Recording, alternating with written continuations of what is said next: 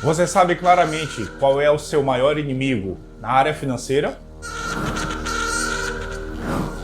Olá, queridos, graça e paz, seja bem-vindo ao Pão de Equilíbrio. Eu sou Léo Murata e nesse vídeo eu quero falar com você sobre quem é o seu maior inimigo na área financeira.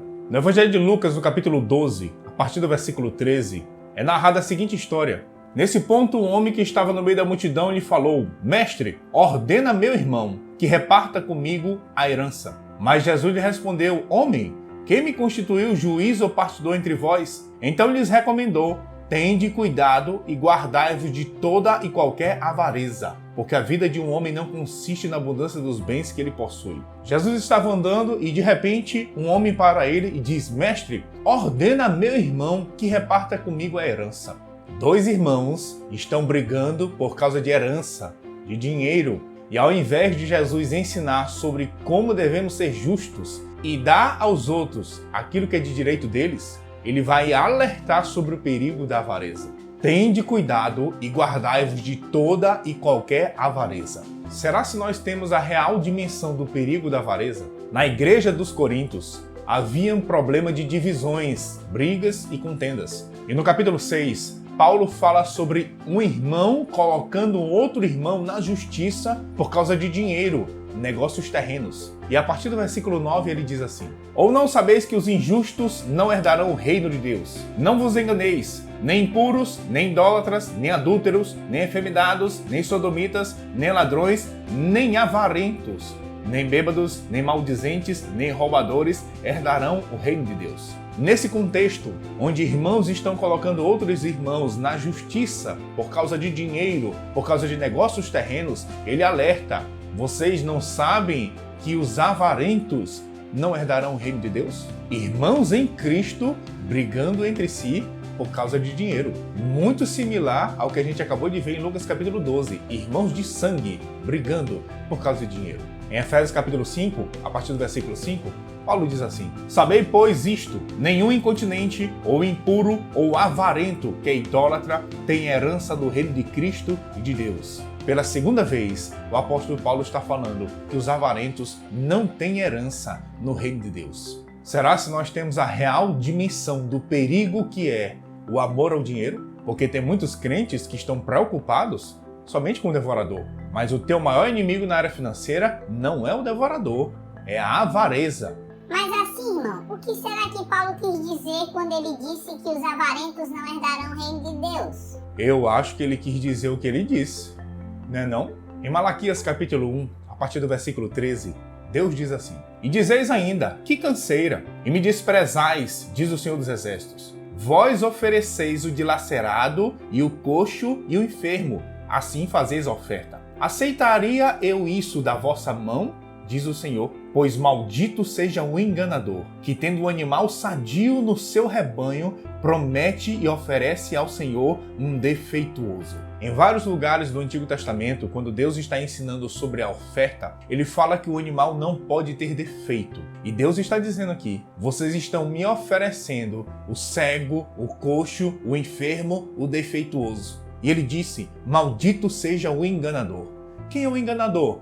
Aquele que, tendo um animal sadio no seu rebanho, promete e oferece um defeituoso. No Antigo Testamento existem vários tipos de ofertas. Na oferta do holocausto, as pessoas traziam até o sacerdote o animal e aquele animal era queimado em sacrifício ao Senhor. Agora pensa comigo, aquela sociedade vivia basicamente de agricultura e pecuária. Então eles criam animais e o melhor deveria ser sacrificado para Deus. Então imagina uma pessoa daquela época que é criador de animais e ele vive disso, de criar e vender animais. Ele tem duas ovelhas. Uma ovelha muito bonita, muito gorda, muito saudável, com os pelos brilhantes, os dentes bem ajustados. E ele tem uma outra muito parecida. Ela só tem um pequeno problema. Ela é ceguinha de um olho. Agora nessa primeira, que ela é muito bonita, saudável, com os dentes bem ajustados e os pelos brilhantes, o fazendeiro aqui do lado quer dar 5 mil reais nela. Mas está chegando o dia da oferta.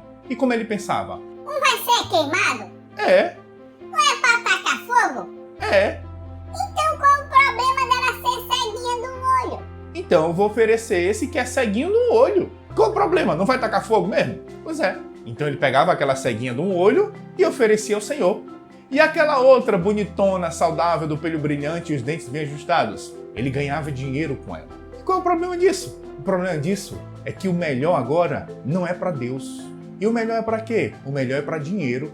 Sim, mas é para ganhar. Não interessa. O melhor deveria ser para Deus. E é sobre isso que Deus está protestando.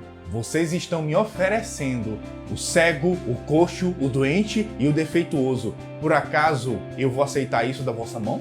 Em Mateus capítulo 6, no versículo 24, um texto muito famoso, Jesus diz assim: ninguém pode servir a dois senhores, porque ou há de aborrecer-se de um e amar ao outro, ou se devotará a um e desprezará ao outro. Não podeis servir a Deus e às riquezas. Ninguém pode servir a dois senhores. Quais são os dois senhores? Não podeis servir a Deus e às riquezas. Ele não disse que não dá para servir Deus com riquezas. Sim, nós podemos e devemos usar as nossas riquezas para servir a Deus. Agora ele disse que não dá para servir os dois senhores. E quais são os dois senhores? Deus e as riquezas. Na Bíblia, as riquezas são a única coisa que consegue competir com Deus, o senhorio na vida de uma pessoa. O que é avareza? Amor ao dinheiro. E esse que é o perigo da avareza. A avareza tem a capacidade de tirar Deus do trono do seu coração e sentar o dinheiro lá. E agora quem conduz a vida da pessoa não é Deus, é o dinheiro.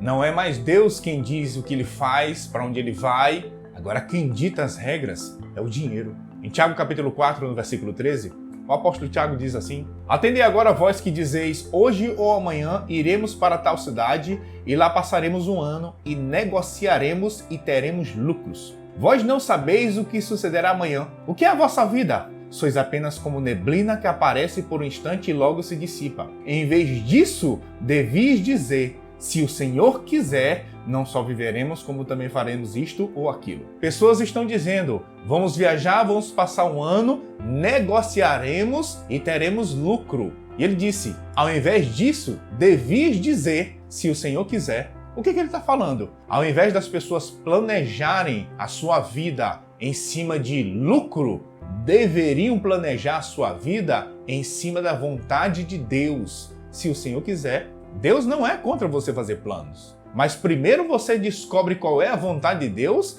e depois você planeja em cima disso. Se a vida de uma pessoa ela não está direcionada para onde está a vontade de Deus para ela, existe uma grande probabilidade da vida dela estar direcionada para onde tem mais dinheiro. E não, eu não estou falando que nós temos que viver na selva, caçando e comendo animais e subindo em pé de árvore e comendo fruta. Eu não estou falando sobre isso. Eu estou falando sobre o perigo real do dinheiro conseguir tirar Deus do trono do seu coração. Em Mateus capítulo 13, onde Jesus conta a parábola do semeador, a mesma palavra que caiu na boa terra e frutificou a 30, 60 e a 100 por um, caiu também entre os espinhos. Mas no versículo 22 diz assim, o que foi semeado entre os espinhos é o que ouve a palavra, porém os cuidados do mundo e a fascinação das riquezas sufocam a palavra e fica infrutífera. Quando a palavra foi semeada, os espinhos já estavam lá, porque a palavra foi semeada entre os espinhos. Mas se você não cortar os espinhos, eles vão crescer e vão sufocar a palavra.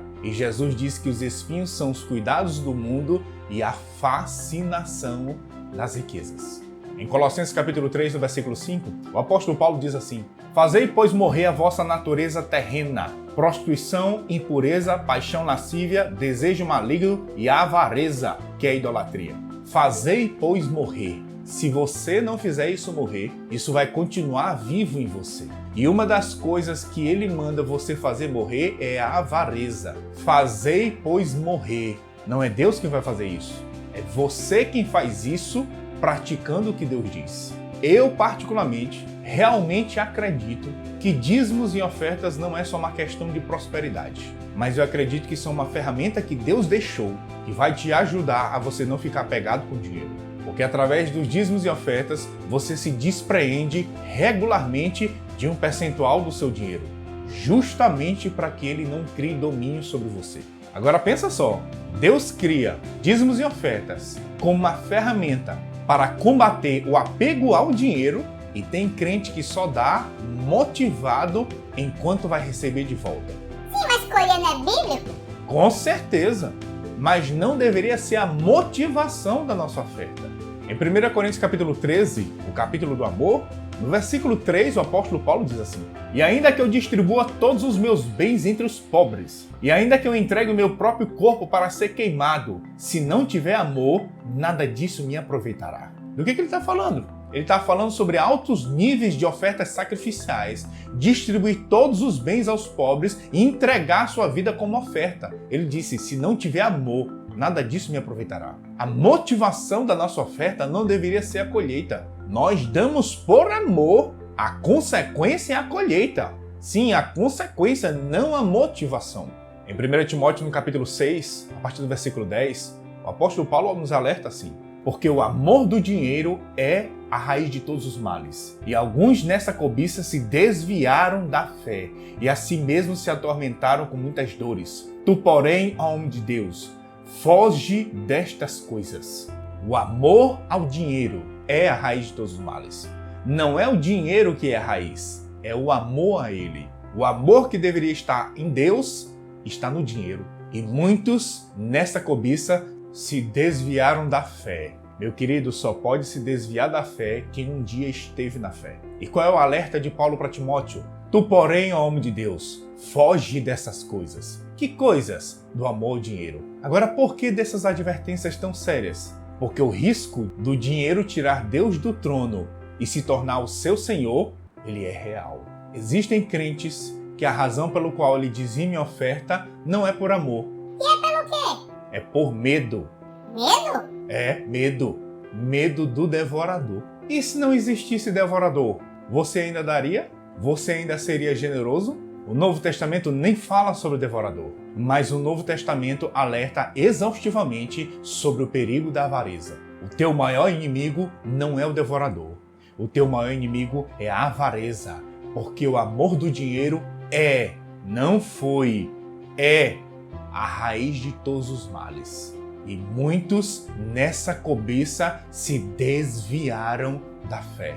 Faça morrer a sua natureza terrena. Pratique a generosidade e seja abençoado com a prática desta palavra. Muito desse conceito errado que nós temos sobre depender de Deus, ele está arraigado nessa crença errada de que nós somos miseráveis, nós somos vermes, nós somos pó. Então, se eu não sou nada, eu não tenho nada. E se eu não tenho nada, eu não posso nada. E é por isso que eu tenho que crer que Deus fará tudo por mim, porque eu sou um miserável e indigno vermezinho de Jacó.